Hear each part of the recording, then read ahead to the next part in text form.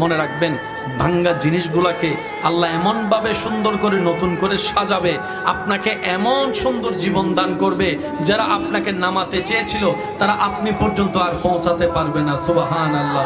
যারা আপনাকে টেনে ধরে নামাতে চেয়েছে তারা অনেক পিছনে পড়ে থাকবে, আপনি রবের রহমত নিয়ে অনেক দূরে এগিয়ে থাকবেন। মনে রাখবেন, শুধু একটু সয়ে যাবেন, একটু ধৈর্য ধরে থাকবেন, একটু সহ্য করে চুপ করে থাকবেন। যত সইবেন তত পাইবেন, যত সইবেন তত পাইবেন। কোনো আফসোস নাই, কোনো আপত্তি নাই, কোনো হা হুতাশ নাই।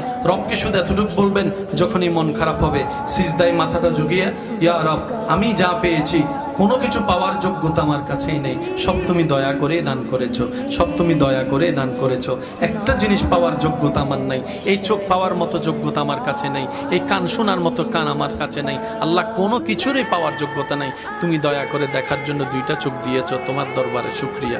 সুবহানাল্লাহ।